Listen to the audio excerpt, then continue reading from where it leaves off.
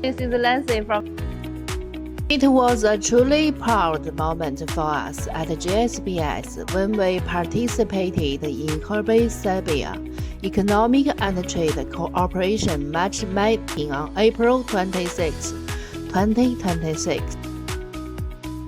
This is Nancy from JSBS Marble Carving Factory. We brought two of our finest small sculptures, a beautifully Apollo head and an exquisite Venus, both made from pure white marble with meticulous hand craftsmanship.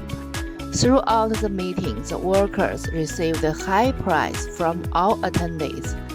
As the only stone carving factory invited to this event, we felt a deep sense of honor and responsibility.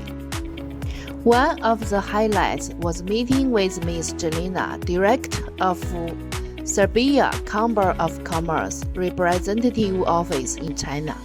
She showed great interest in our work and graciously posed a group photo with us.